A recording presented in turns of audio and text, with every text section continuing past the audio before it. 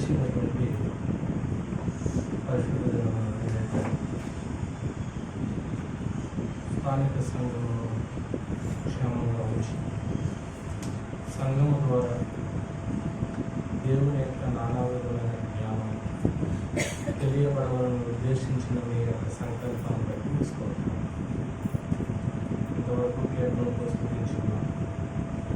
సందేశం వినడానికి సిద్ధపడుతుంటారు.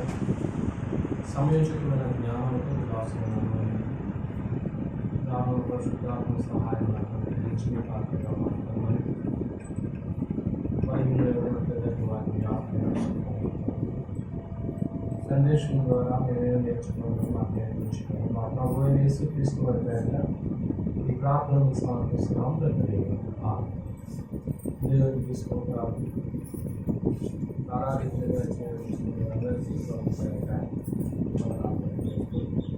దేవుని యొక్క మహాత్మను బట్టి గడిచినటువంటి వారమంతా కూడా తండ్రి మనల్ని ఆయన సురక్షితంగా కాపాడుతున్నారు.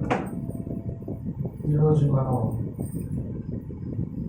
పరిశుద్ధ గ్రంథంలో నుంచి ప్రకటన గ్రంథము 8వ అధ్యాయంలో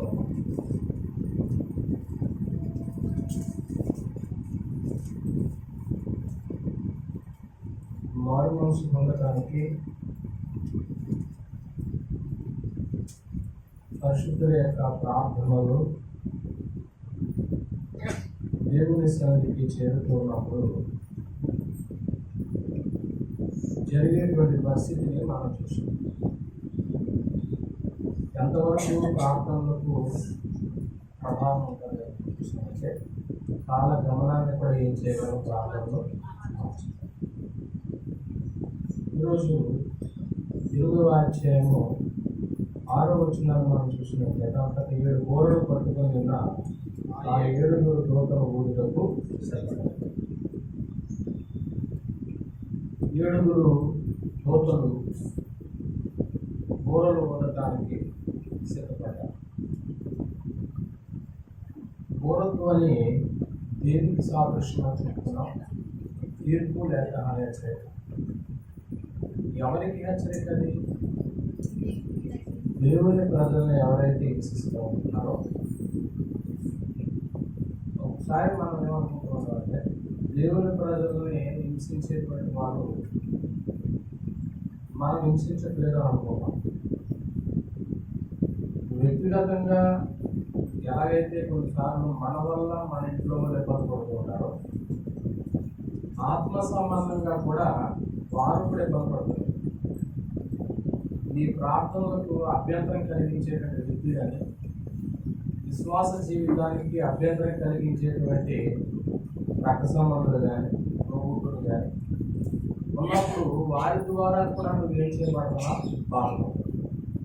అప్పుడు నీ ప్రార్థనలు లోపమైన దేవునికి చేర్చబడుతుంది. వారు కూడా మారు మనసు పొందడానికి కొన్ని హెచ్చరికలు మీ ద్వారానో మరొకరి ద్వారానో ఇంట్లో దేవుడు ప్రకటిస్తూ ఉంటాడు. అది కూడా మనం సింబాలిక్గా తీసుకొస్తూ ఉంటాం. ఈ సమయంలో మారు మనసు పొందడానికి దేవుని యొక్క పిలుపు ఇది అని చెప్పడానికి గోడలు కూడబడతాయి హెచ్చరికగా.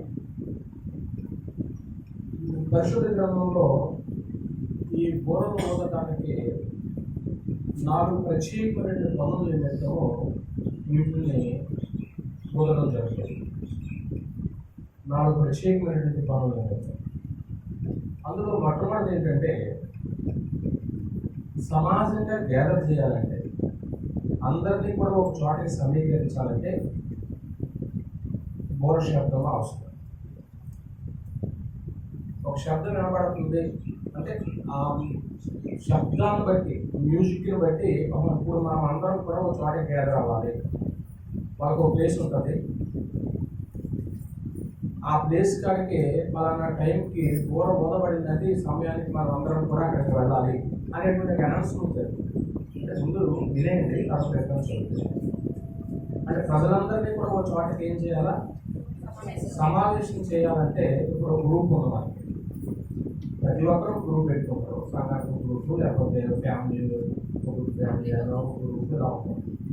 ఈ గ్రూప్లో ఎందుకు మెసేజ్ పెడతామంటే వెంటనే వాళ్ళకి సమాచారం అందుతుంది. అది ఒక బోర్డు శబ్దం వినపడినట్టు ఒక డోర్స్ గమని యంత్రం ఉంటుంది, దేవాలయం మీద అనౌన్స్మెంట్ చేస్తాం. ఆ చేసినప్పుడు అందరికీ కూడా వార్త ఈజీగా చేరుతుంది. ఫలానా సమయానికి మీరు వెళ్ళాలి, ఫలానా సమయానికి మీకు అందిస్తారు, ఫలానా సమయానికి మీరు కరెంట్ బిల్ కట్టాలనో లేకపోతే వేరే ఏదైనా ఇలాగ అందరినీ కూడా సమీకరించడానికి బోర్డు శబ్దం అనేటువంటిది ఒకటి వాడేవారు. రెండోది, దేవుని ప్రజలు ఒక సేనలుగా, ఒక దండుగా ఇక్కడి నుంచి మనం రేపు పొద్దున మరో చోటకి వెళ్తున్నాం అంటే ఈ ప్రాంతం నుంచి ఇక్కడ ఈ క్యాంపస్ నుంచి మరో క్యాంపస్కి వెళ్తాం అని తరలించడానికి, ఓ ప్రాంతం నుంచి మరో ప్రాంతానికి వాళ్ళని నడిపించడానికి బోర్డు శబ్దాలు వాడేవాళ్ళం. మూడోది, దేవుని ప్రజలు ఎవరైతే శత్రువులుగా ఉన్నారో వారికి విరోధంగా వీడు యుద్ధానికి బయలుదేరేటప్పుడు శత్రువుల నుంచి రక్షింపబడటానికి ఒక అనౌన్స్మెంట్ చేస్తారు. ఇంకా మనకి అపజయం వచ్చేసేలా ఉంది కనుక మనం రక్షించుకోవాలి, మనం రక్షించుకోవాలి అనటానికి ఒక శబ్దం. అవే బోర్డులైనా వినే వచ్చేటువంటి ఆ శబ్దంలో తారతమ్యతలు ఉంటాయి, వ్యత్యాసాలు ఉంటాయి. అందుకొరకు దీన్ని ఉపయోగించేవారు.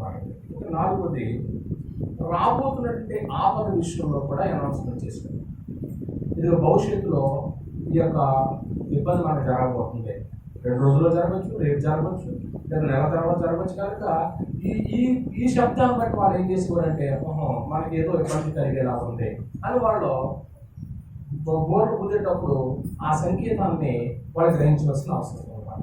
ఇప్పుడు లేఖనాలు చూద్దాం. సంఖ్యాకాండం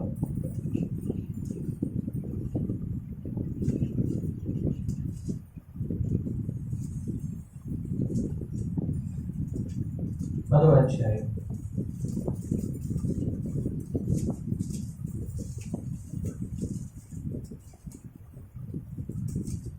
మొదటి నుంచి, యెహోవా మోషేకి ఇలా సెలవిచ్చాడు, నీవు 2 వెండి బోర్డులు చేయించుకున్నావు, నైషేపనిగా వాటిని చేయకూడదు, అవి సమాజంలో గుర్తుపెట్టుకోండి. ఏం చేయడానికి? కనుక సమాజం అంతటిని గ్యాదర్ చేయాలన్నప్పుడు ఈ అనౌన్స్మెంట్ అవసరం. శానలను తరలించడం అంటే ఇక్కడి నుంచి మరో చోటకి వాళ్ళని చేరబెట్టాలి. ఊదువారు వాటిని ఊదినప్పుడు సమాజం ప్రత్యక్ష గుడారం యొక్క ద్వారం ఎదురు నీ వద్ద కూడి రావాలని. అంటే ఆ శబ్దాన్ని బట్టి అందరూ ఏం చేయాలి? దగ్గరికి, ప్రత్యక్ష గుడారం దగ్గరికి రావాలి. వారు ఒకటే ఊదిన ఎడల ఇశ్రాయేలు సమూహంలో ముఖ్యులైన ప్రధానుల యొద్దకు కూడి, చూడండి ఆ వ్యత్యాసం చూడండి ఎలా కనపడుతుంది. మీరు ఆర్భాటంగా ఊదినప్పుడు తూర్పు దిక్కున దిగి ఉన్న సైన్యములు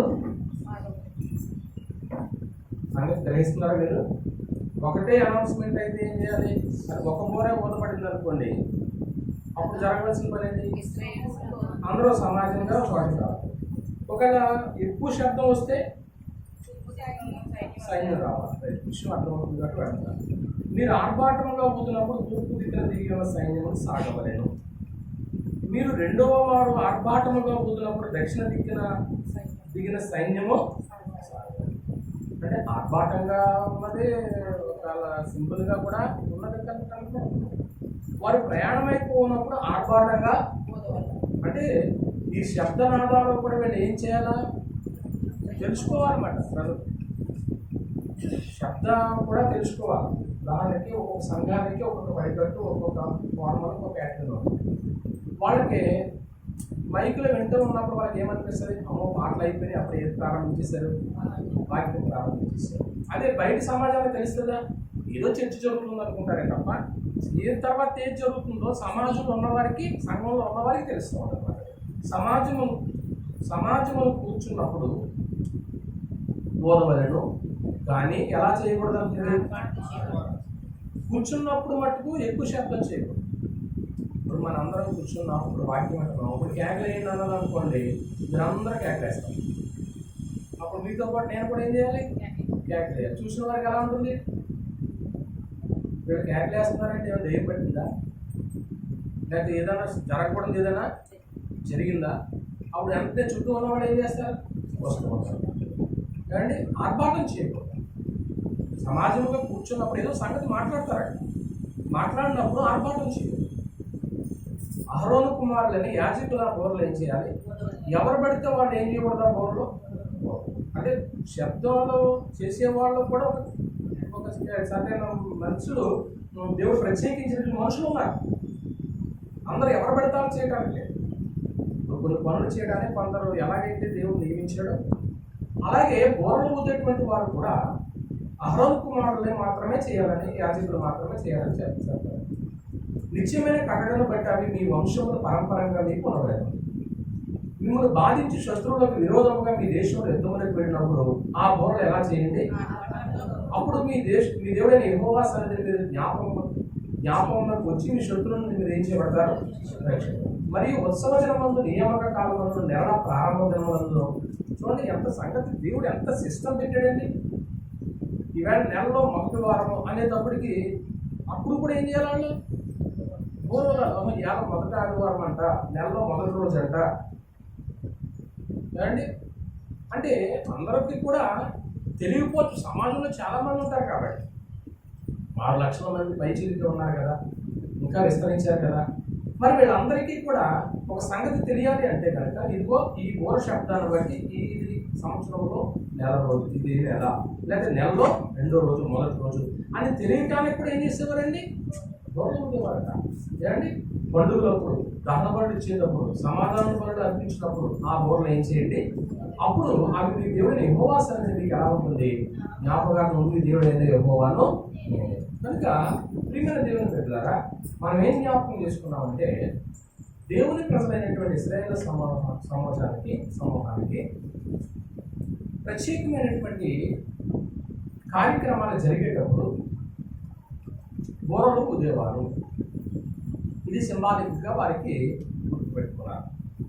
పైగా అయ్యేమైనా ప్లాస్టిక్ బోర్లా, ఏ బోర్లు అవి, 2 బోర్లు ఎంత ఖరీదు ఉంటాయో. ఇవాళ బోర్లు మనం ఎవరైనా తెచ్చారా, మేమే పెద్ద బోర్లు అయితే ఇంకా బోర్లేదు. ఏం కాదు, అది కనిపిస్తుంది మీ అందరికీ తెలియడానికి అనేటువంటి ఉద్దేశంలో తెమ్మన్నారు. కనుక భూమి మీద ప్రత్యేకించి ఇశ్రాయేళ్ల మధ్య బోరల యొక్క చరిత్ర ఇది. ఇశ్రాయేళ్ల మధ్య దేవుడు ఏర్పాటు చేసినటువంటి ఒక పద్ధతి ఇది. అయితే ఇప్పుడు మనం చూడబోయేది ఏంటంటే, ఈ బోరలు భూమి మీద ఊదేటువంటి బోరలా, లేకపోతే పరలోకంలో దూతలు ఊదే బోరలా అనేది చూస్తాం. గ్రంథం 8వ అధ్యాయం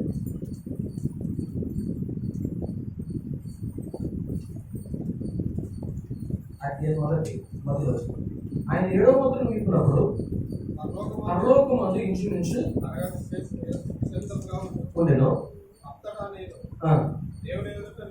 నిల్చు అంటే ఇప్పుడు ఈ దూతలు పరలోకంలో ఉన్నారు.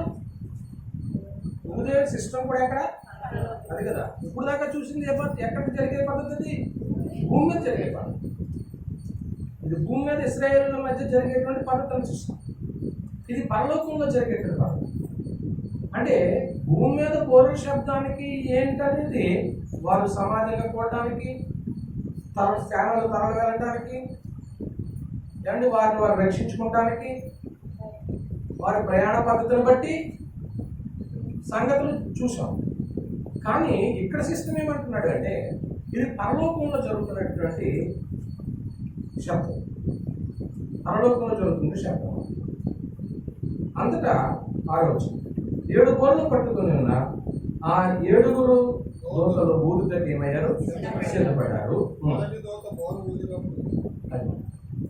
మొదటి దూత బోర ఊదినప్పుడు రక్తముతో మిళితమైన వడగండ్లను అగ్నియు పుట్టి భూమి పైన పడవేయబడిను. అందువలన భూమిలో 3వ భాగం ఏమైపోయింది, కాలిపోయింది. చెట్లలో 3వ భాగము కాలిపోయింది. పచ్చగడ్డ అంతా ఏమైంది, కాలిపోయింది. మనకి ఏమర్థం అవుతుందంటే ప్రియమైన దీని వల్ల ఇది 96 96 ప్రకటన గ్రంథం రాయబడినటువంటి టైము BC 94 to 95. ఓకే, బాగా రాసుకున్నాను. లేదంటే డొనేషన్ చక్రవర్తి కాలంలో ఈ యొక్క సంగతులు జరిగినాయి. శిష్యులందరూ కూడా అప్పటికి దాదాపుగా అందరూ చనిపోయారు. ఒకే ఒక ఆయన ఇంకా రక్తమాంసంలో ఉన్నారు. ఆయనే యోహాను గారు అనే ముందు ఒక పదం పెట్టాలి. యోహాను గారు బాగా యోహాను గారు అనే ముందు మరి ఎదురు ఉన్నారు కదా యోహాను. ఆ యోహాను గారు అక్కడ ఏం చేయబడ్డాడో శిరస్సు విసిరివేయబడ్డాడు కదా. ఈయన శిష్యుడైన యోహాను. మనం వినేటప్పుడు తెలుసుకుంటాం. మొదటి శతాబ్దపు చివరి దినాల్లో ఈ సంగతులు రాయబడ్డాయి, జరిగినాయి, ప్రజలకి జరిగినాయి. రోమా ప్రభుత్వం క్రైస్తవులను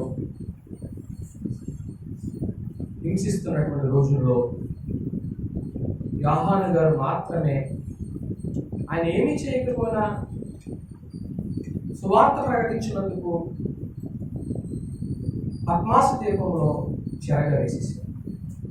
ఏమండి, యోహాను దినాలు లేకపోతే మొదటి శతం చివరి రోజుల్లో ఇటువంటి సంగతులు జరిగినాయి. రైట్, మొదటి బోర శబ్దంకి వచ్చేసాము. మొదటి దూత బోర ఊదినప్పుడు ఏం జరిగిందని చెప్పబడింది. ఇదంతా మీకు చదివినప్పుడు, ఆ సంగతులన్నీ మీకు విన్నప్పుడు రక్తం, వడగండ్లు, అగ్ని ఇవన్నీ ఎక్కడ పడవేయబడ్డాయి అంటే భూమి పైన జరుగుతున్నటువంటి విపత్తు. అంటే భూమి మీద ఒక ఘోర శబ్దం ఊరుతున్నప్పుడు భూమి మీద ఒక విపత్తు సంభవించబోతుంది. భూ సంబంధమైనటువంటి వినాశనం జరగబోతుంది. ఏదైతే ఇది మేము అనుకున్నటువంటిది కొందరు ఎలా అర్థం చేసుకోవడానికి ఎలాగో ఆలోచించలేకపోతున్నారంటే, ఒక ప్రకృతిని చూసి చాలా మంది ఆనందిస్తూ ఉంటారు. ఏ ఆహ్లాదకంగా ఉంది, ఎంత ఉద్యానవనం. ఒక్కొక్కరి ఇల్లు సుమారు 1 ఎకరంలో ఉంటుంది, ఉండదు. బాగా టెస్ట్ చేసుకున్నటువంటి వాళ్ళు ఒక ఇల్లు ఉంటుంది, మొత్తం గోడంతా స్థలం ఉంటుంది. చక్కగా స్థలంలో తిరుగుతూ ఉంటారు, సంతోషంగా ఉంటారు, ఆరోగ్యవంతులుగా ఉంటారు. కొందరు ఉండటానికి ప్రభుత్వం చూడండి 1 సెంటు 1.5 అవుతుంది. 1.5 సెంటులో అసలు మనకు ఎంత ఇబ్బందిగా ఉంటుంది, అయినా తప్పదు కదా. కొందరు ఉండటానికి చిన్న పూరి గుడిసి ఉంటుంది. కొన్నిసార్లు చర్చిలు కూడా పెద్దవి ఉంటాయి అండి, కొన్నిసార్లు చర్చిలు చిన్నగా ఉంటాయి. చిన్నగా ఉన్న చర్చిలోనైనా పెద్దగా ఉన్న చర్చిలో అయినా ఇప్పుడు పెద్ద బిల్డింగ్ ఉందనుకున్నాను అనుకోండి. ఫర్ ఎగ్జాంపుల్ పెద్ద టవర్స్ కట్టేసినటువంటి బిల్డింగ్ ఉంది. యేసు ప్రభు యొక్క 2వ రాకడతో బిల్డింగ్ అంతా ఏమైంది, చిన్న బిల్డింగ్ ఉందనుకోండి. మన దగ్గర సిటీ చర్చ్ ఉందనుకోండి, ఆ చర్చి కూడా యేసు ప్రభు 2వ రాకడ ఉంటుందా? మనం నివసించే బిల్డింగ్స్ ఉన్నాయి. యేసు ప్రభు 2వ రాకడ వచ్చినప్పుడు బిల్డింగ్స్ ఉంటాయా? పంచభూతాలు మిగిలిన వెంటనే ఏమైపోతాయి అన్నప్పుడు ఏ కట్టడం కూడా ఉండదు. కానీ ఉన్నంతకాలం సౌఖ్యంగా మనం ఉండటానికి, సౌఖ్యంగా ఉండి అంతవరకు తృప్తి పొందితే ఓకే.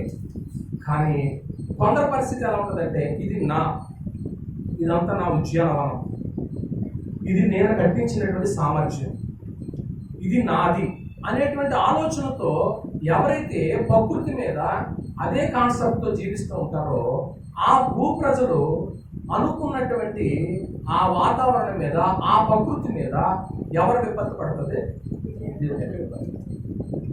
నా పాయింట్ అర్థమవుతుంది. అలా జరిగినటువంటి సందర్భం ఒకటి జ్ఞాపకం చేసుకోండి. నెబుకద్నెజర్ మన మనసుకి వెంటనే తగ్గాడు, పడక మీద పడుకున్నాడు, అనుకుంటున్నాడు ఇదంతా నా సామ్రాజ్యం కాదు, ఇదంతా నా రాజ్యం కాదు అని తాను ఊహిస్తున్నాడు. మానవ రాజ్యం పైన దేవుడు అధికారిగా ఉన్నాడనే సంగతి మర్చిపోయాడు. అటువంటి వ్యక్తిని ఏం చేయించాడు దేవుడు మనకు తెలుసు గ్రంథంలో. ఇది నీది కాదు, నేను నీకు ఇష్టం. ప్రభుత్వము అధికారమును అది దేవునివి, అవి రాజ్యములు మహిమయు దేవునివి. అవి ఎప్పుడైతే నువ్వు అలా అనుకున్నావో, చూస్తారా 2 దానియేలు గ్రంథము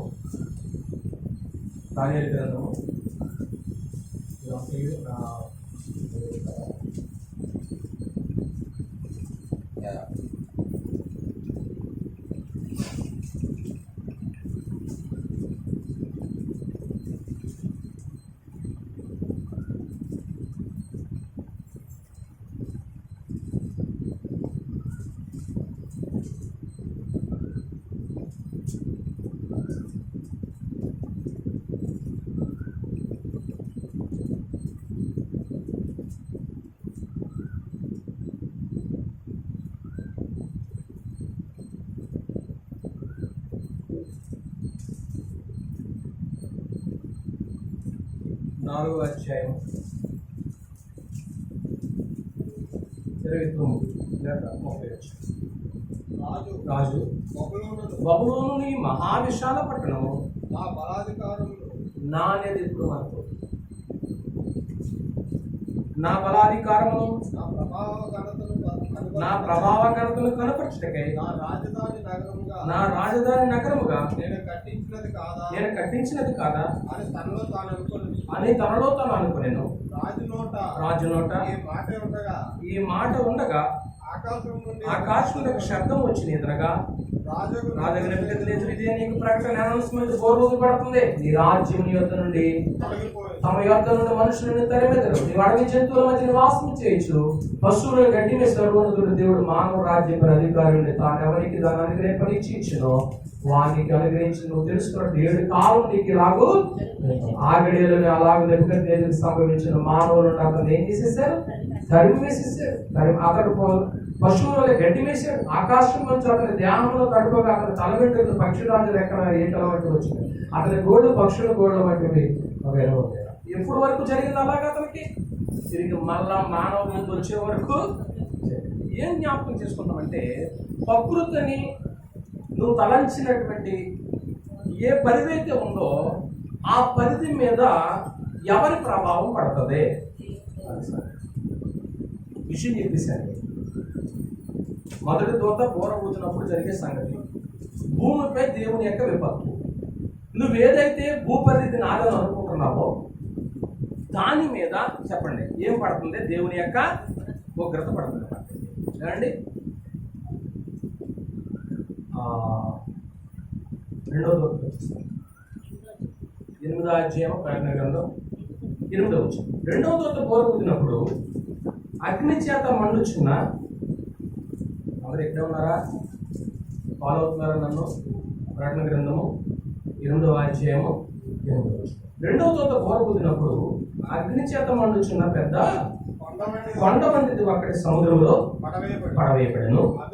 అందువలన సముద్రంలో 3వ భాగం రక్తమాయను. సముద్రంలోని ప్రాణము గల జంతువుల్లో 3వ భాగం చచ్చెను. వాడలలో 3వ భాగం ఏమైంది? ఇది ఎప్పుడు జరిగింది? 2వ బోర ఊదినప్పుడు మాట్లాడేది. ప్రకృతి యొక్క 2వ భాగం మీద దేవుని యొక్క హెచ్చరిక. మొదటి భాగం మీద దేవుని యొక్క ఉగ్రత కుమరించబడింది. 2వ భాగం మీద కూడా దేవుని యొక్క ఉగ్రత అనేది మనం జ్ఞాపకం చేసుకోవాలి. అయితే ఇక్కడ మనము నెగిటివ్గా ఆలోచన చేస్తున్నామే కానీ పాజిటివ్గా ఒక ఆలోచన చేయవలసిన సంగతి ఏంటి అంటే, ప్రకృతి వైపరీత్యాలు జరుగుతాయి అప్పుడప్పుడు. అంటే ప్రకృతి వైపరీత్యాలు,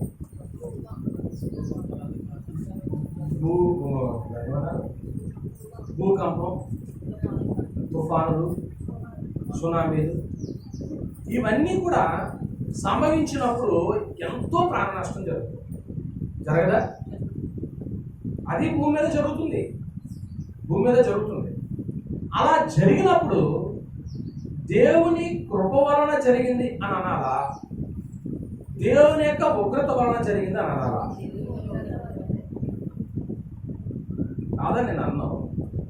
ఇప్పుడు ఎక్కడో దేవుని యొక్క ఉగ్రత కుమరించబడింది, ఎక్కడ నువ్వు నేను సేఫ్గా ఉన్నావు. అప్పుడు ఏమంటావు?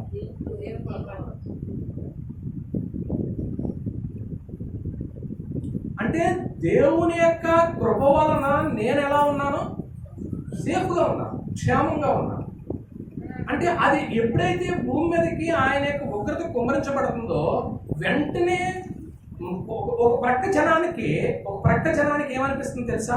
అమ్మో, దేవుని దయ వల్ల నేను ఎలా ఉన్నానో క్షేమంగా, దేవుని కృప వల్ల నేను క్షేమంగా ఉన్నాను. అలాగే ఎప్పుడైనా అనిపించిందా మనకి? మన బంధువులతో కానీ మన రక్త సంబంధంలో కానీ ఎవరైనా కొన్ని బాధల్లో ఇబ్బందులు పడుతున్నప్పుడు మమ్మల్ని అయితే క్షేమంగా ఉంచో, కరోనా నుంచి తప్పించో, లేకపోతే ప్రమాదాల నుంచి తప్పించో, మనం మేమే వస్తూ ఉన్నప్పుడు ఎవరిపల్లి ఎక్కుతుంటే ఆటో చక్రం ఊడిపోయింది, వెళ్ళిపోతుంది, ఆటో పక్కదంతా వచ్చింది. ఆ టైంలో మొత్తం పడిపోవాల్సిందే, దేవుడు కాపాడాడు. ఇలా కొన్ని ఇబ్బందులు ఎదురవుతూ ఉంటున్నప్పుడు ఏమండి అనేకమైన మీ జీవితాల్లో కూడా జరుగుతూ ఉంటాయి. పర్సనల్ రీత్యా చెప్పుకోవడానికి మనం లేం కాబట్టి దేవుని యొక్క సందేశం జ్ఞాపకం చేసుకుంటున్నాం కాబట్టి ఇలా ప్రకృతి వైపరీత్యాలు జరిగినప్పుడు మనం దేవుని యొక్క కృపా కార్యాలుగాను, రెండోది ఏం జరగాలంటే ఇంకా నేను ఆ రోజు ఆ ప్రళయంలో పోలేదు. ఉదాహరణకి తొలి న్యూస్ పేపర్లో మరణం లేకుండా ఏదైనా వార్త ఉంటుందా? ఏ మొత్తం పేపర్లన్నీ తిరిగేసిన చోట ఎక్కడో చోట అలా చదివినప్పుడు ఫలానా ఊరు ఫలానా వ్యక్తి అన్నప్పుడు వెంటనే మనకి ఏం గుర్తొస్తుంది? నా ఊరు పడలేదు, లేకపోతే నేను ఆ ఫోటోలో పడలేదు, నా పేరు పడలేదు అని దేవునికి స్తోత్రం అనుకుంటాం అనుకున్నాం. లేదా చదివేసి పేజీ తిప్పేసి ఎవరు తెచ్చుకోవట్లేదు మనకి అనుకుంటాం. అటువంటి టైంలో నా పేరు లేదు, ఆ సునామీలో లేకపోతే ఆ ఉగ్రతలో ఆ ప్రళయంలో నేను పడలేదు కాబట్టి నేను ఇంకా దేవునికి ఇష్టం కాని ఏది చేస్తున్నానో అది మానేయాలని మారు మనసు పొందటానికి యొక్క అవసరం. నా పాయింట్ అర్థమైనది. ఒకటి, దేవుని యొక్క కృప నా మీద ఉంది. రెండవది, నేను ఇంకా ఏం పొందాలా? మారు మనసు పొందడానికి దేవుడు ఇంకా భూమి మీద నన్ను ఉంచాడు అనే అనౌన్స్మెంట్ చేయటానికి రెండవ దూత ఘోరవదనం జరిగిందన్నమాట. ఏమండి అక్కడ ఇంకో సంఘటన కూడా మనం చూస్తున్నాం. పెద్ద కొండ వంటిది ఒకటి ఎందులో పడింది? ప్రశాంతంగా ఉన్న నీటిలో ఒక పెద్ద రాయి అయింది. ఎలా ఉంటుంది? అగ్ని చేత మండుచున్నా ఏమండి, అగ్ని చేత మండుచున్న ఒక పెద్ద కొండ ప్రశాంతంగా ఉన్న దాంట్లో పడింది అనుకోండి, ఆ నీళ్ళని ఏమో ఎంత దూరం వెళ్ళిపోతాయి. మా నీళ్ళు చక్కగా ప్రశాంతంగా జరుగుతుంది అనుకోండి, సడన్ గా ఎవరో వచ్చి పెద్ద రాయి వేశారు అనుకోండి, రాయితో రాయి అనుకోకండి, ఆవిడ వచ్చి అడుగు పెట్టింది, ఆవిడ వచ్చి బాబు తెలిసింది, మా కుటుంబం ఏమైపోయింది. అటువంటి పరిస్థితులు చూస్తామా చూడమా? అది వింటామా ఎలా? అంటే ఇప్పుడు ప్రశాంతంగా ఉన్నటువంటి పరిస్థితుల్లో భూమి మీద రెండవ భాగము లేక మూడవ భాగము ఏం చేయబడుతుందంటే విపత్తు గురవుతుందంటే మిగిలినటువంటి వాళ్ళు ఏం చేయాలా? ఎలక్ట్ నేను ఇంకా మారు మనసు పొందలేదు అనమాట, నేను ఇంకా దేవునికి ఇష్టాలుగా లేనమాట, ఏ విషయాల్లో నేను నేర్చుకోవాల్సిన వ్యక్తిని ఉన్నాను అని మార్పు పొందటానికి ఈ సందర్భాలు కనపడుతూ ఉంటున్నాయి. కీర్తన గ్రంథము 46వ అధ్యాయం. కీర్తన గ్రంథము 46వ అధ్యాయం 2వ వచనం ఒకసారి చూడండి. కావున భూమి మార్పు నొందినను, నడి సముద్రములో పర్వతములు మునిగినను, వాటి జలములు ఘోషించుచు నురుకెక్కినను, కదిలినను. ఎందుకని భయపడను? నా ఇంట్లో ఏది జరిగినా నేను భయపడను. ఎందుకని? మన పక్షంలో ఎవరున్నారు? దేవుడు ఉన్నాడని అందామా, లేదా దేవుని కొరకు మనము ఆయన అనుకున్నట్లు బ్రతుకుతున్నామని ఆ మాట చెప్పగలమా?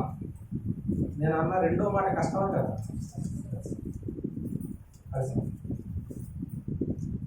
అందుకే ఇంకా పెద్ద తుఫాను లాంటిది వచ్చినా, పెద్ద బండ లాంటిది నా ఇంట్లో పడినా, మీద పడినా, తల మీద పడినా, నేను ఇంకా ఇలా ఉన్నాను అంటే నేను ఇంకా దేవుడికి ఇష్టలాగా బ్రతుకుతున్నాను కాబట్టి దాన్ని ఉంచాను. ఇంకా ఏదైనా మార్పు చెందవలసింది ఉంటే నేను మార్పు చెందాను. యోగ గ్రంథము 9వ అధ్యాయము, యోగ గ్రంథం 9వ అధ్యాయము 4 నుంచి ఆయన మహావివేకి, అధిక బల సంపన్నుడు, ఆయనతో పోరాడ తెగించి. దేవునితో ఎవరు పోరాడగలరండి? మనుషులతో పోరాడి తెగించవచ్చేమో కానీ దేవునితో పోరాడలేమండి. వాటికి తెలియకుండా పర్వతములను తీసివేయేవాడు, ఉగ్రత కలిగి వాటిని పోరదోయేవాడును. ఇటువంటి పరిస్థితి జరుగుతుంది అని దూత ఏం చేస్తారు? అనౌన్స్మెంట్ చేస్తూ ఉన్నాడు అన్నమాట అండి. 3వ దూత వచ్చేసి 8వ అధ్యాయము 3వ దూత బోర ఊదినప్పుడు దివిటి వలె మండుచున్న ఒక పెద్ద నక్షత్రము ఆకాశం నుండి రాలి నదుల 3వ భాగం మీదను నీటి ముగ్గుల మీదను పడెను. ఆ నక్షత్రములకు మాచిపత్రి అనే పేరు. అందువలన నేలలో 3వ భాగం మాచిపత్రి అయిను. నీళ్లు చేదైపోయినందున వాటి వల్ల మనుషులు అనేక ఏమైపోయారు. 3వ కూర మంచినీళ్లు, జలధారల మీద విపత్తు. ఇదంతా మండుచున్నటువంటి పెద్ద నక్షత్రం. ఆ నక్షత్రం దేని మీద పడింది అన్నాడు? నదుల మీద పడింది. ఆ నక్షత్రం నదుల మీద పడింది. ఏమండి? పెద్ద నక్షత్రం, ఆకాశం నుంచి వచ్చినట్టు పెద్ద నక్షత్రము రాలిపోయి నీటి మీద పడింది. ఎప్పుడైతే దీన్ని నీటి మీద పడిందో నీళ్ళు ఎలా మారిపోయాట? చేదుగా మారిపోయింది. త్రాగటానికి ఇంకేం లేదు. ఎన్ని రోజులు ఉండగలమండి నీళ్ళు లేకపోతే? నీళ్లు ఎంత ఖరీదైపోయి ఒక బాటిల్ కొనుక్కోలేట ఎంత? 20 రూపాయలు. అవునా? లీటర్ 20 రూపాయలు. 4 లీటర్ 10 రూపాయలు. మరి సమ్మర్లో ఎన్ని వాటర్ తాగుతూ ఉంటాం? సమ్మరే కాదండి, తరచుగా ఏం పెడతా ఉంటారు? వాటర్ బాటిల్ ఉంటారా? మంచినీళ్ళు మీరు మీ బాటిల్ తెచ్చుకుంటారు. మంచినీళ్ళు లేకపోతే మనం ఇంట్లో నీళ్ళు 2 రోజులు రాలేదనుకో నిలవడం పరిస్థితి చాలా కష్టం. నీళ్ళు చేదైపోయిన చేదు నీళ్ళు ఎలా తాగగలమండి? అంటే అర్థం ఏంటంటే చేదు నీళ్ళు వస్తాయని కాదు, అక్కడ చేదు నీళ్ళు వస్తాయని కాదు. ప్రకటన అలంకారంలో కూడా చెప్పడం రాయబడింది. కాబట్టి నా జీవితం చేదైపోయింది అంతో కాదు. ఎవరెవడి? నయోమేనా? నయోమి. నా జీవితం ఏమైపోయింది? నా ఇద్దరు బిడ్డలు నేను ఏం చేసుకున్నాను? పోగొట్టుకున్నాను. ఇక నుంచి నన్ను నయోమి అంటే, నయోమి అంటేనే పేరు అలాగే ఉంటుంది. చూడండి ఒకసారి.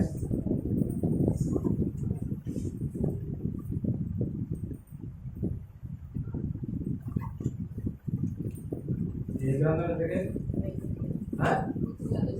రూతు గ్రంథం.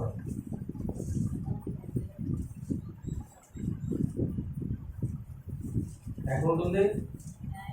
Very good. ఎవరు చేస్తారు? న్యాయాధిపతులు పక్కనే మొదటి రాజ్యాంగంలో ఉంటుంది చూడండి.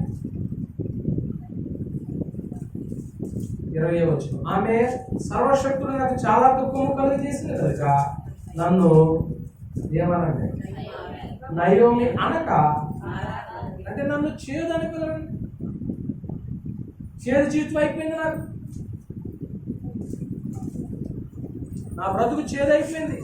చేదు అనేది దేనికి సాదృశ్యం కనపడుతుందంటే విలాప వాక్యముల గ్రంథము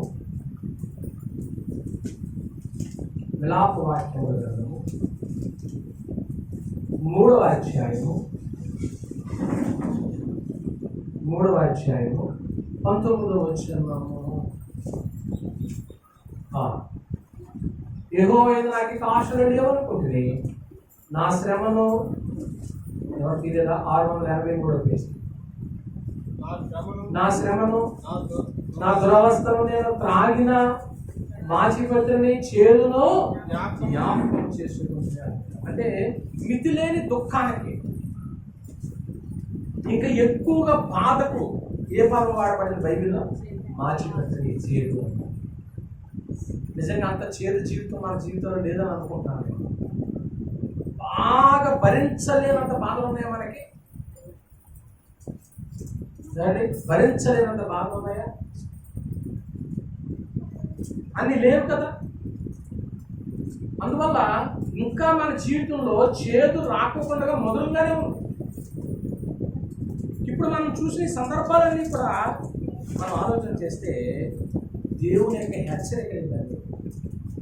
ఇప్పుడు ఒక చోట జరుగుతుంది, నాకు జరగలేదు కాబట్టి నేను సేఫ్ అని అనుకుంటావా? ఇప్పుడు దొంగలు ఉన్నారు జాగ్రత్త అంటే మనం కూడా జాగ్రత్త పడతామా? తుఫాను వస్తుంది జాగ్రత్త అంటే మనం కూడా జాగ్రత్త పడతామా? లోకాసు వార్త 13వ అధ్యాయం.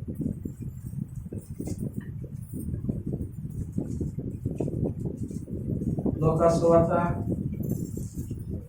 13వ అధ్యాయం. పిలాతు కలగైన కొందరు రక్తం వారి బలుతో కలిపి ఆ కాలం అక్కడ ఉన్న కొందరు ఆ సంగతి యేసుతో చెప్పగా ఆయన వారితో ఇట్లనెను, ఈ గలిలయులు అట్టి హింసలు పొందినందున వారి గలిలయందరికంటే పాపులని మీరు చూసారండి. కొందరు చనిపోయారని యేసు ప్రభుతో చెప్తే యేసు ప్రభు ఏమంటున్నాడు తెలుసా?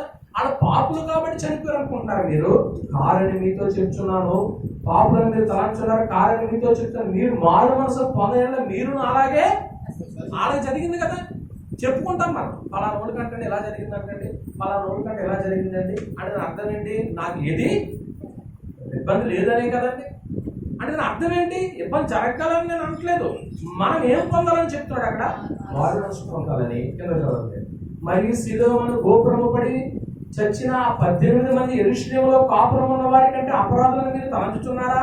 గోపురం కూలి చనిపోయారంట. అప్పుడు వెంటనే మనం ఏమంటాం తెలుసండి? పాపులు కాబట్టి జరగవలసింది జరిగింది అని అనుకుంటూ ఉంటాం. అప్పుడు ఏమంటున్నాడు యేసు ప్రభువు? కారణం మీతో చెప్తున్నాను, మీరు మారు మనసు పొందడానికి మీరు అలాగే. అంటే దీని అర్థం ఏంటంటే, ఎప్పుడైతే అనౌన్స్మెంట్ చేశారో, హెచ్చరిక చేశారో, ఆ హెచ్చరికని నిర్లక్ష్య పెట్టొద్దు అనే సంగతి మనకు అర్థం. నిర్లక్ష్య పెడితే చివరగా వచ్చేటువంటి ఫలితాలు ఎలా ఉంటాయి ఇప్పుడు మనం చూసాం. ఏం పర్వాలేదులేండి, నేను సేపు వచ్చినప్పుడు చూసుకుందాంలే అనుకున్నాము అనుకో, ఇదిగా ఫలితాలు ఎలా ఉంటాయి? ఆ రిజల్ట్ ఎలాగా? ఇంకో వచ్చిన చూపిస్తే మీకు ఇంకా కొంచెం విషయం సాగదు. రోమిలికి రాసిన 2వ అధ్యాయం. రోమిలికి రాసిన పత్రిక 2వ అధ్యాయము 3 నుంచి. అట్టి కార్యములు చేయువారికి దేవుడు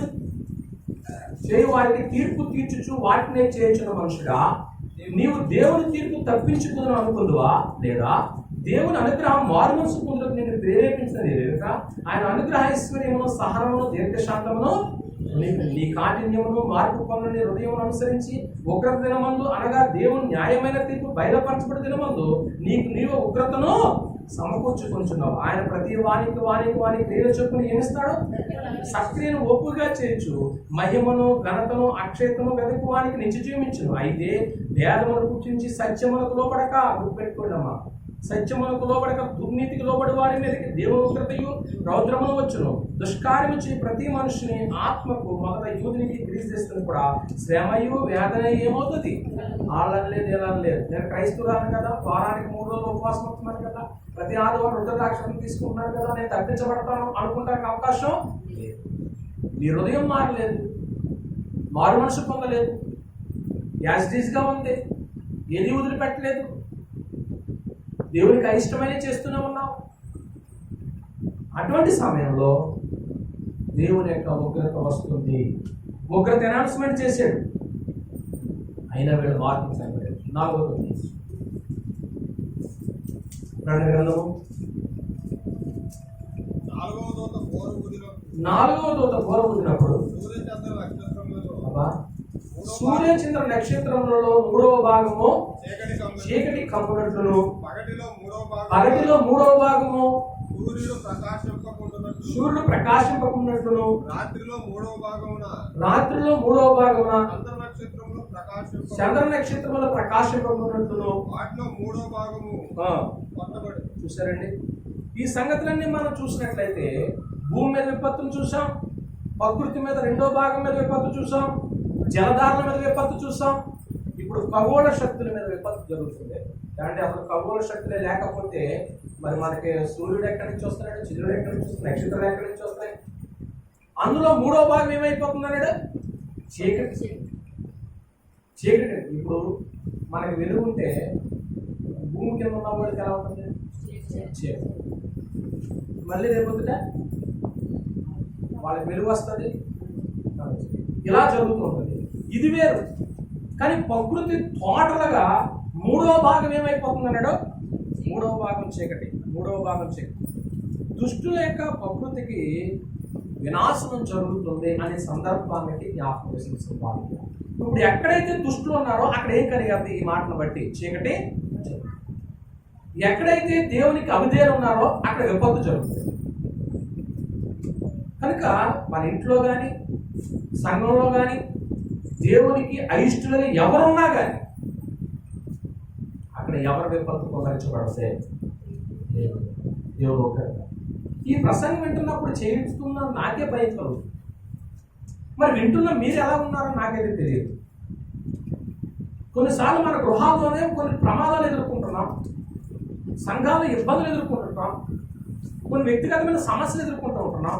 మరి ఇవన్నీ వింటూ ఉన్నప్పుడు ఎన్నోసార్లు అనౌన్స్మెంట్ చేసినప్పుడు మనం ఎలా ఉండాలి, ఎలా మార్పు చెందాలి, అపోస్తుల యొక్క బోధ ప్రకారంగా క్రైస్తవులు ఎలా ఉండాలని చెప్తున్నప్పుడు దానికి లోబడిన పరిస్థితులు నీ జీవితంలో ఉన్నప్పుడు ఇదిగో ఈ విపత్తులు ఖచ్చితంగా చూస్తారు అనే సందర్భం కనబడుతుంది.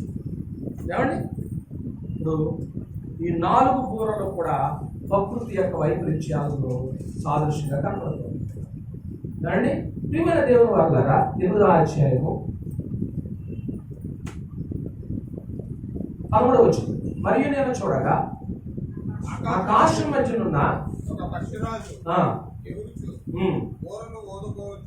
బోరలు ఓదబోవచ్చున్న ముగ్గురు దూతల బోరల శబ్దమును బట్టి భూనివాసులకు అయ్యో అయ్యో అయ్యో అని గొప్ప స్వరముతో చెప్పుట. అంటే ఇప్పుడు ఈ సందర్భాలన్నీ మీరు విన్నప్పుడు మీకు ఏమనిపిస్తుంది? ఉగ్రత మాకు ఉంది అని అనుకున్నారా? ఉగ్రత మాకు లేదని అనుకున్నారా? మీ మనసులో అయితే ఏమో నేనేం పర్వాలేదు. కొత్త నిబంధనలు ఎన్ని పుస్తకాలు ఉన్నాయి? 27. అంతేనా? 27. పాత నిబంధన 39. 39 పుస్తకాల ప్రకారం నేను జీవించకపోయినా 27 పుస్తకాల ప్రకారం నేను జీవిస్తున్నాను. 27 4 తీసేయండి. ఎన్ని? 23 పుస్తకాలు. 23లో 14 తీసేయండి. 9.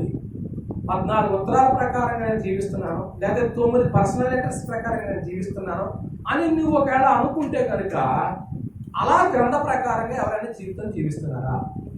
మరి జీవించినప్పుడు దేవుని యొక్క హెచ్చరికలే కాదు. ఇంకా మార్పు పొందకపోతే ఎక్కడో చోట దేనో దాని మీద దేవుడు ఏం పడతాడో. నువ్వు మారావా? మారు మనసు పొందావా? జీవితాన్ని మార్చుకున్నావా? ఇంకా నేను చేస్తూనే ఉంటాను, ప్రార్థనే నా కార్యక్రమం అని అనుకుంటే కనుక అనౌన్స్మెంట్ చేస్తున్నాడు. భూమి మీద విపత్తు జరిగింది, భూమిలో 2వ భాగం మీద విపత్తు జరిగింది, జలధారం మీద విపత్తు జరిగింది, ఖగోళం మీద విపత్తు జరిగింది. ఇదంతా ప్రకృతి అంతా నువ్వు అనుకున్నావు. నాకేం పర్వాలేదు, ఆకాశం నాది, భూమి నాది, సమస్తం నాది అనుకున్న దాని మీదే దేవుని యొక్క ఉగ్రత. అంత భాగం చెదర వచ్చిందంటే ఇక్కడికి ప్లాస్టిక్ చేసి ఏమంటే అంత బాగానే ఉంది. ఇక్కడికి ఇబ్బంది ఎలా జరిగిందండి? విశ్వసర్పం ఎలా వచ్చిందండి? మా ఇంటి ఎంత నీట్గా ఉంటుంది కదా, అంతా బాగానే వేసారండి. నీళ్ళు ఎలా వస్తున్నాయండి? ఎక్కడో మొత్తానికి మిస్టేక్. అదొక్కసారి మనము భూతత్వంలో చూస్తాం, బయోస్కోప్లో చూస్తాము. చిన్న దాన్ని ఏమనాలి, చిన్న బ్యాక్టీరియా కూడా ఎందులో కనపడుతుంది? మైక్రోస్కోప్. నీకు మైక్రోస్కోప్ లేదా? భూతద్దాల కళ్ళజోడు పెట్టుకో. ఎందుకు పెడుతున్నాను? ఇది అక్షరాలు బాగా పెద్ద వచ్చి బైబిల్ కొనుక్కున్నావు. ఎందుకు కొనుక్కున్నావు? దేవుని గ్రంథం బాగా అదే నీ అర్థం. ఆ అర్థంలో నీ జీవితం నా జీవితం ఏం చేస్తుంది? తేటగా కనపడుతూ ఉన్నమాట. అందువల్ల ఏం జరుగుతుందంటే అనౌన్స్మెంట్ చేసేసాడు, అయిపోయింది.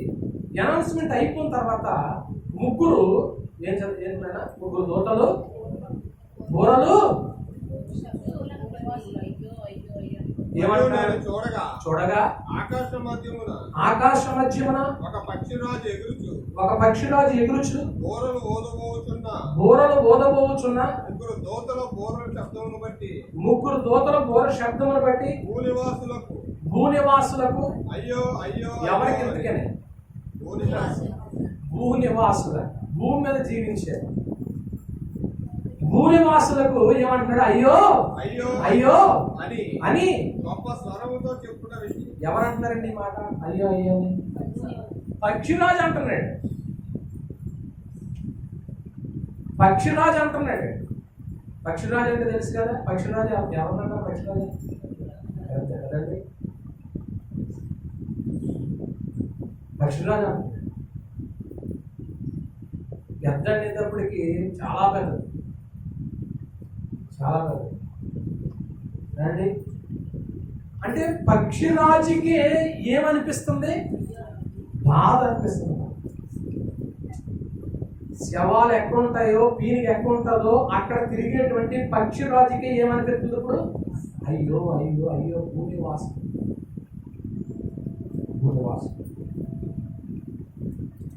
ఇప్పుడు మనం అందరం భూనివాసులమా కాదా? భూనివాసులు అంటే ఎవరు? ప్రకటన 13వ అధ్యాయం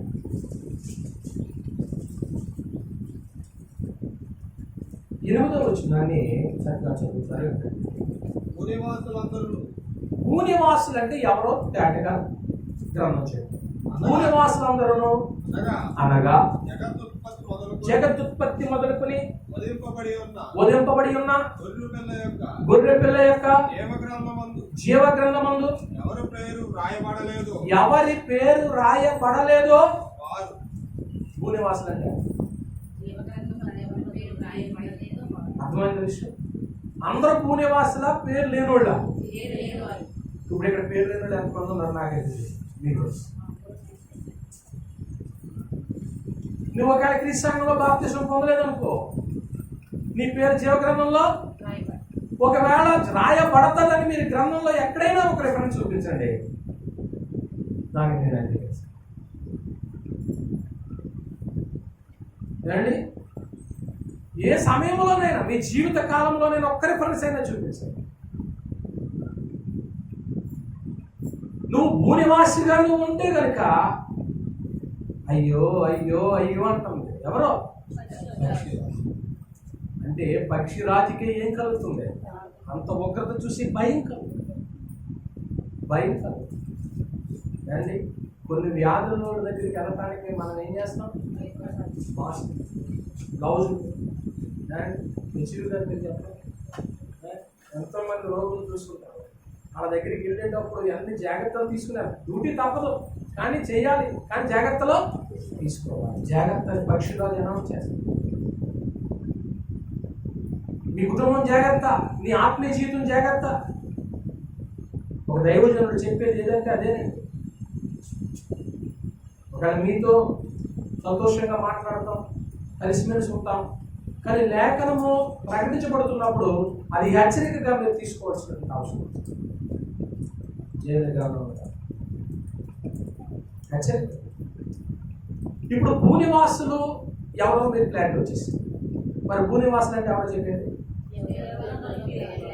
ఆ భూనివాసులు. మరి మనల్ని ఏమంటారు? ఇప్పుడు నా పేరు జీవగ్రంథంలో ఇప్పుడు ఏంటంటే ఇక్కడ 10 ఏళ్ళు నేను రాసుకుని అన్నవాడేకున్నాను అనుకోండి, ఫర్ ఎగ్జాంపుల్ చెప్తున్నాను. ఒక నీ పేరు ఉంటే మరి నువ్వు భూనివాసులు కావా? అది సార్ చూడండి. ప్రకటన గ్రంథం 12వ అధ్యాయం 12వ వచనం. పరలోకమా అది నువ్వే నివాసులు. అప్పుడు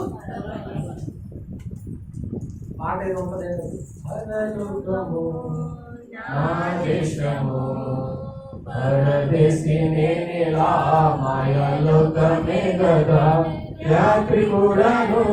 నేను యాత్రికుడను. పరలోకము. ఇప్పుడు నేను పాడను, నిజంగా పరలోకం నా దేశం అన్నవాడు పాడ.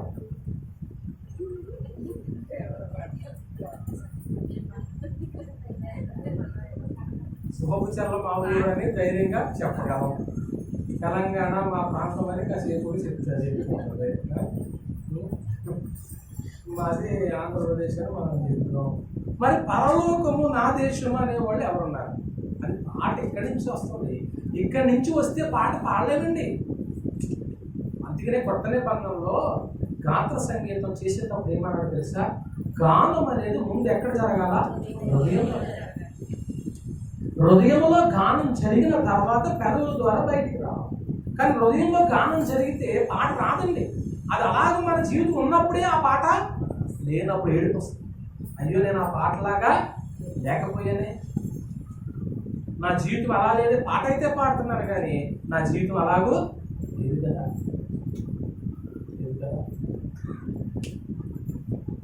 రైట్. భూనివాసులు ఎవరో క్లారిటీ వచ్చింది. భూనివాసులు కాని వాళ్ళు ఏమన్నారా? వీళ్ళకి దేవుడు ఇంకో బిరుదు ఇచ్చాడు. పరిస్థితి ఒకటో అధ్యాయం పరిస్థితి పత్రిక 1వ అధ్యాయం ఎన్నో వచ్చిన 12వ వచ్చిన చివరిలో ఉంది. నువ్వు తీసుకొస్తాయి పరిస్థితి 1:12 ఇలా చూసారా? చాలా ఎలాంటిగా ఉన్నారు. మధ్య నుంచి చదివారు. ఆయనకు తగినట్లుగా నడుచుకున్నవాడు నీవు ఆనందముతో కూడిన ఓర్పును దీర్ఘశాంతమును కనపరిచినట్లు ఆయన మహిమ శక్తిని బట్టి సంపూర్ణ బలముతో బలపరచబడిన నీవు పెట్టుకోండి. దగ్గర మార్కర్ ఉందా? ఎక్కడ ఉందా? కౌంట్ చేసుకో. తేజోవాసు. ఇప్పుడు మీరు ఏం రాసుకుంటారు తెలుసా? నా పేరు తేజోవాసు, నా పేరు పరలోకవాసు, నేను ఎవరిని కాను అంటే. ఇప్పుడు భూనివాసులందరి మీదకు చూసి పక్షిరాజు ఏమంటున్నాడు? అయ్యో వీళ్ళ పరిస్థితి ఎలాగైపోయింది అంటే బాధపడు, వీళ్ళ పరిస్థితి ఎలాగైపోయిందని బాధపడు. ఎందుకంటే భూనివాసులకు దేవుని భయం ఉంటుంది. భూనివాసులకు దేవుని భయం ఉంటుంది. మా గురువు గారు మా క్లాస్ చెప్పినప్పుడు ఏమనుకోడంటే ఒకటే మాట, నాకు 80 సంవత్సరాలు, నేను ఇవాళ పెద్ద రేపైనా నా తండ్రి నిజంగా ఎంత ధీమాగా చెప్పి కూడా ఇక్కడ ఉన్నటువంటి వాళ్ళు ఎవరమైనా నేను నా తండ్రి ఇంటికి వెళ్ళిపోతానని ధీమాగా చెప్పగలమా? మన తండ్రి ఇల్లు పరలోకమని నేను ఇవాళ కదా రేపైనా వెళ్తాను, ఎప్పుడైనా బాధ వచ్చినప్పుడు అంటామంతే. ఎందుకు ఈ జీవితం మొన్న ఉంటే చచ్చిపోతాం అలాగని. కానీ నిజంగా దేవుని కోసం ఉన్నతంగా బతికితే ఇంటికి వెళ్ళటానికి ఎవరం ఏం పడం. ఇప్పుడు ఆరాధన అయిపోయిన తర్వాత మీ ఇంటికి మీరు వెళ్తానికి ఏడుతూ వెళ్తారా, నవ్వుతూ వెళ్తారా? అసలు ఎప్పుడు వదిలేస్తాడా వెళ్ళి ఎనభై తిందామని సిద్ధంగా మీరు ఉంటే అది ఎంత హుషారుగా వెళ్తారు. మరి ఇప్పుడు నీ ఇంటికి నా ఇంటికి వెళ్ళటానికి మనం అలా ఉంటున్నామంటే ఉండలేకపోతున్నాం.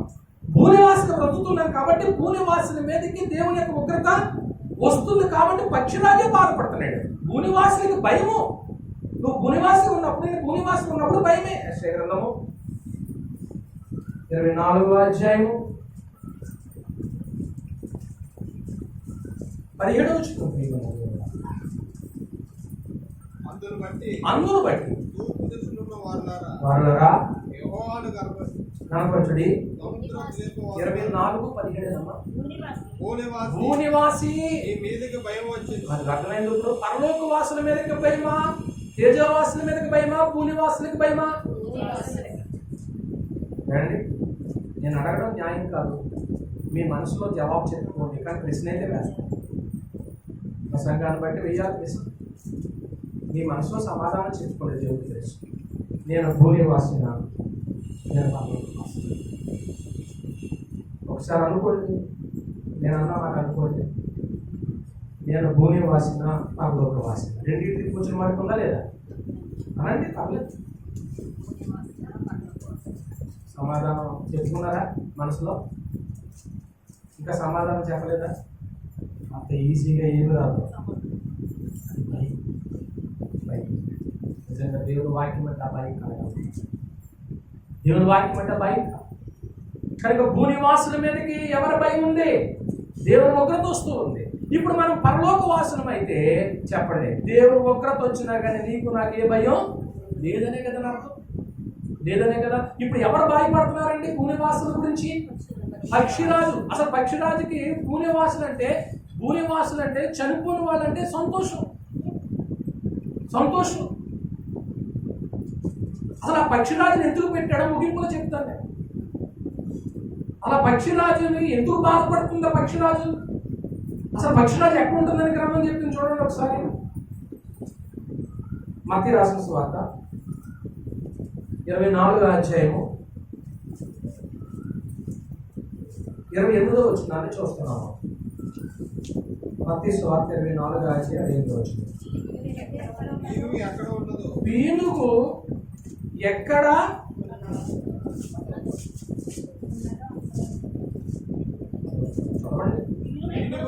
ఉండదు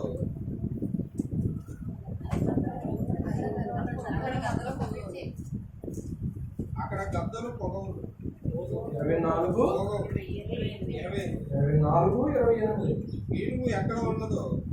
పీనుగు ఎక్కడ ఉన్నదో అక్కడ గద్దలు ఉండదు అన్నారా ఉన్నదో అన్నారా? అది నేను దానికి నాకు క్లారిటీ రాలేదు. అంటే పీను ఉన్న చోట ఏం పోగండి అంటే పీనుగంటే తెలుసు కదా. అంటే ఇప్పుడు భూనివాసులందరి మీదకి దేవుని ఉగ్రత వచ్చేస్తుంది. వచ్చేసినప్పుడు అందరూ చేస్తారు. అప్పుడు పక్షిరాజుకి పండగ కాదా?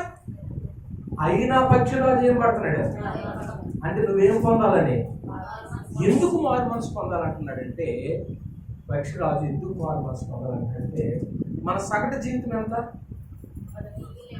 60-50 అంతే కదండి. ఒకవేళ 80 సంవత్సరాలు కానీ బతికితే ఆయాసమే దుఃఖమే. అప్పుడు అందరూ మనం తిప్పుకుంటారు, ఇది ఇంకా సావలేదు ఇంకా సత్తలేదు అనుకోరనుకుంటారా?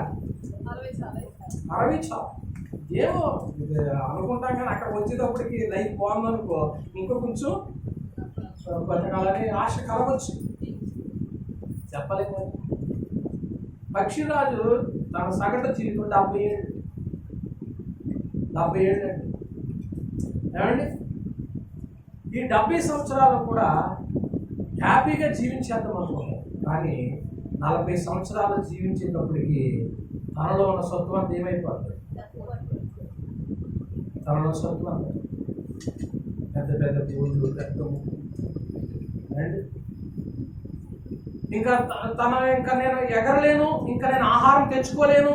ఇంకా అలాంటప్పుడు తనకున్నటువంటి 2 ఆప్షన్లు. ఒక ఆప్షన్ ఏంటంటే ఏమీ తినకుండా, ఆహారం తినకుండా తను కృషించుకుని ఏమైపోతే. రెండోది ఆమె పక్షిరాజు చేసే పని ఏంటంటే ఒక ఎత్తైన కొండ మీదకి వెళ్ళిపోతాడు. ఒక ఎత్తైన ఒంటరి ప్లేస్కి వెళ్ళిపోతాడు. ఒంటరి ప్లేస్కి వెళ్ళిపోయి ఒక బండను చూసుకుని ఆ బండ దగ్గర ఆ పొడవాటి ముక్కుని ఏం చేసుకుంటుంది? కొట్టుకుంటుంది. ఆ ముక్కుని తీసేసుకుంటుంది. అలాగే పొడవాటి గోడను కూడా ఏం చేయాలి? ఈ ఏకలన్నింటినీ, తనకున్న ఏకలన్నింటినీ తీసేసుకుంటుంది. దాదాపుగా 150 రోజులు ఈ ప్రక్రియ చేస్తారు. 150 రోజులు. 150 రోజులు తన ముక్కుని తానే ఏమంటే మన దేహాన్ని మనం ఆని చేసుకోగలమండి? తన ముక్కుని తాను తీసుకుని, తన గోడను తాను తీసుకుని, తన ఏకను తాను పీక్కున్నప్పుడు ఎంత బాధపడుతుందో ఏంటి నా జీవితం. అలా బాధపడి కృషించిపోయి 150 రోజుల తర్వాత తనకి మళ్ళీ కొత్త ముక్కు వచ్చి, కొత్త ఏకలు వచ్చి, కొత్త గోళ్ళు వచ్చినప్పుడు తిరిగి మళ్ళా 37 బ్రతుకుతుంది. ఎన్నేళ్ళు బ్రతుకుతుంది? ఏమి నేర్పించిందంటే పక్షిరాజు, నీవు మారు మనసు పొందితే ఇంకా నీ జీవితం ఏమవుతుంది?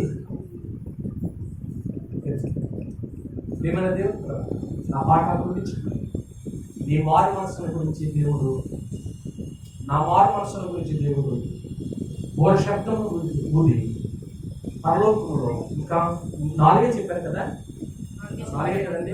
ఇంకెన్ని ఉన్నాయి? ఇంకా 3 దోతలు బోరలు ఊదితే వెన్న పూసలో వణుకు పుట్టే పరిస్థితులు ఉన్నాయి. అటువంటి సాగరం కనుక మారు మనసు పొందటానికి దేవుడిని ప్రేరేపిస్తున్నాడని భూమి మీద విపత్తు, జలధార మీద విపత్తు, భూమిలో రెండో భాగం మీద విపత్తు, ఖగోళం మీద విపత్తు. ఇవన్నీ జరుగుతున్నప్పుడు, ప్రకృతి వైపరీత్యాలు పట్ల జరుగుతున్నప్పుడు దేవుని కృప నా మీద ఉన్నది. ఇంకా నేను మారు మనసు పొందడానికి దేవుడు నాకు ఈ అవకాశాన్ని ఇచ్చాడు. ఒక అనౌన్స్మెంట్ చేస్తున్నప్పుడు ఏదైతే ప్రకృతి నేను అనుకున్నావో, ఇది నాదనుకున్నావో దాని మీదే చెప్పండి. ఎవరో కనపడదే నీది నాది అంటే ఎవరో భక్తులో పాటపడలేదు. నాది నాది అంటే ఈ లోకం ఏది లేదా, మనం వచ్చేటప్పుడు ఏమీ తీసుకుపోలేమని చెప్పారు. కనుక ప్రియమైన బోరలో ఇశ్రాయేలు జనాంగంలో దేనికి సాదృశ్యమే చెప్పాను. ఇప్పుడు క్రైస్తవ సమాజానికి దేనికి సాదృశ్యం చెప్పాను.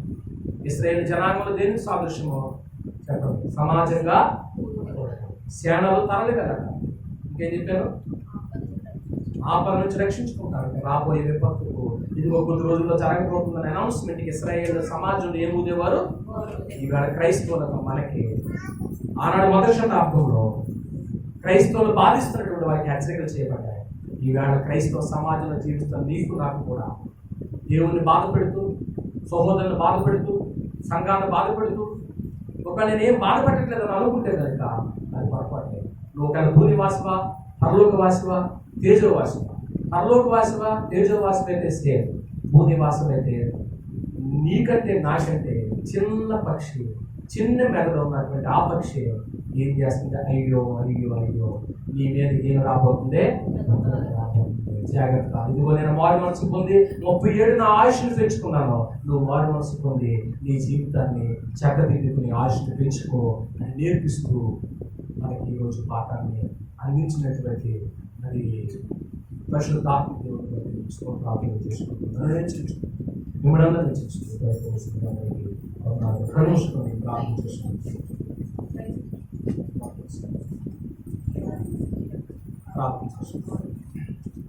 పరమంతుడు సింహాసనాసనం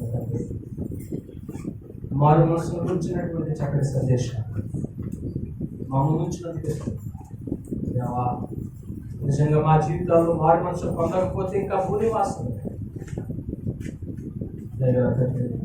పరలోకవాసి తేజోవాసులుగా బ్రతికితే మంచిది. భూనివాసిగా ఉంటే ఒక పక్షిరాజే మా గురించి అయ్యో అయ్యో. ఇదిగో నేను మార్పు చెంది నాకు కొత్త జీవితం వచ్చిన తర్వాత 37 జీవితం పెంచుకున్నాను నేను. మీరు కూడా మీ జీవితంలో ఏదైతే నాది అని అనుకుంటున్నారో దాని మీద విపత్తు పడుతుంది. నీది ఏది లేదు, నీదంటూ ఉన్నది పరలోకమే. ఆ పరలోకానికి సిద్ధపడనేది మా దగ్గర తెచ్చింది. ఈ మాట నేను ఫలింపచేయాలి. లేక అసలు లేకపోయినా మా ప్రభువైన యేసుక్రీస్తు వారి ప్రార్థన నుంచి మాట్లాడాలి.